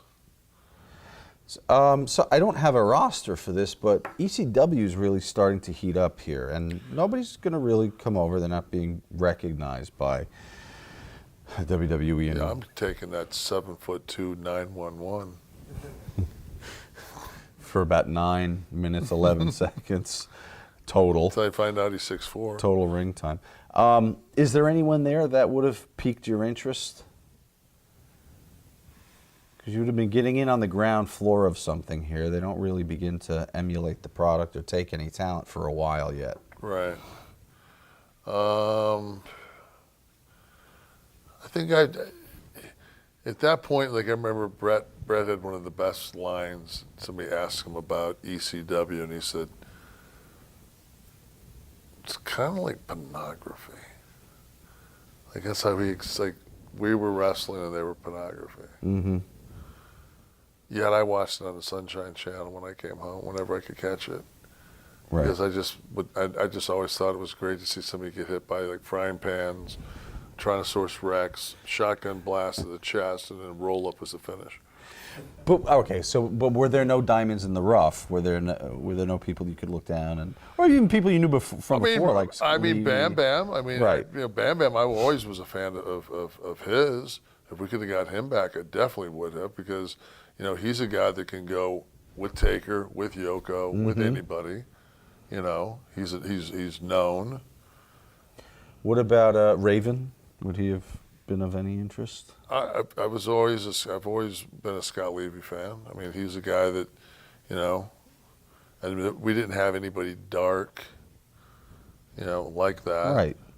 He could have pulled, that could have been a guy that could have actually pulled a couple of these Yoki Doke ham and egg guys into like a flock. Gotcha. A great way for them to lose the character. And then the cult leader convinces them to. Yeah. And maybe Raven's the guy that does. He's my the Kool-Aid Jim guy. Jones. Yeah, interesting. Maybe Raven's my Kool-Aid guy. I couldn't think of anybody better. So are you Nash? Are you Diesel? What the hell are you? I'm writing Nash, but you are Diesel. I'm Diesel. You're Diesel. I'm Big Daddy Cool. Okay.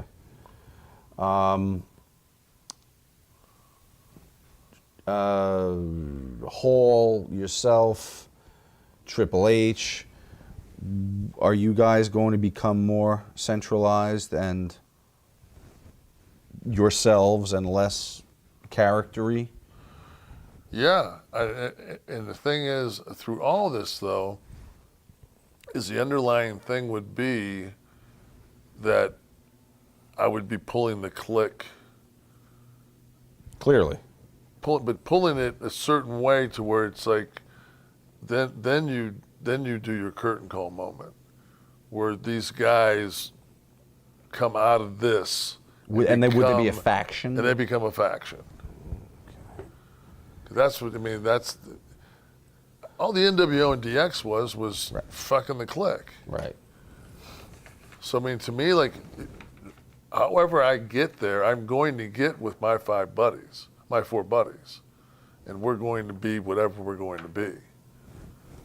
But that would be, and then Taker, the BSKs are their faction, and now you've got, because that faction warfare worked, especially if the factions were well written and had proper talent. Right.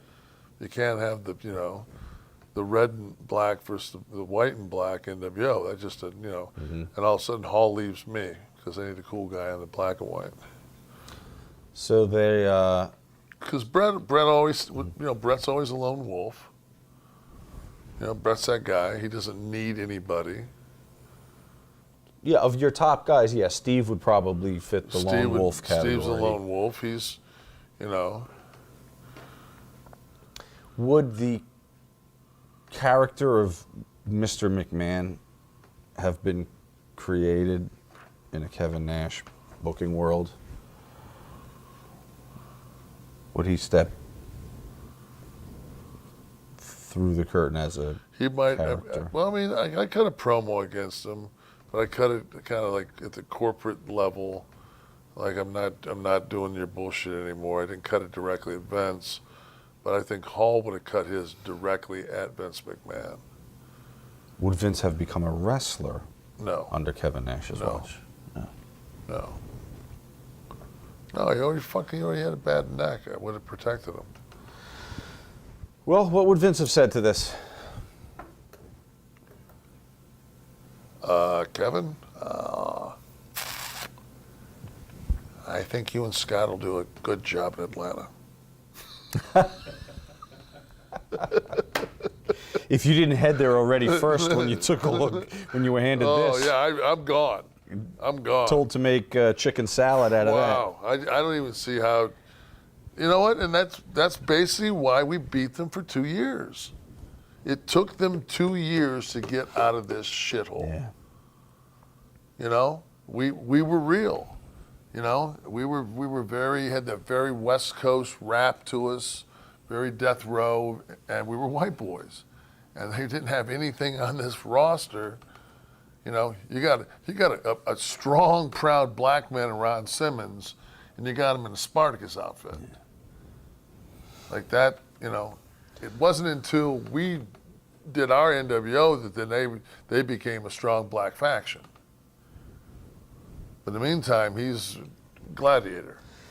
So if there is an overarching theme to what you would have done as Booker, maybe it would be keep it real. Have to be. I mean, that's where, and I've said this a billion times, I'll say it again. You know, in the movie Heat, at the end of that movie, when they're running and Pacino's chasing Robert De Niro, and you sit there and it's clear that De Niro is the heel and Pacino is the cop and he's a babyface, and everybody in that theater wants De Niro to shoot Pacino in the face. And that's where society was going, and this Eric Troy Watts and Chad Travis Fortune just fucking Con Air 2. Kevin, thank you very much for lending us your insight. As always, it's been a fun journey. Glad I could make some more friends tonight. This was yeah.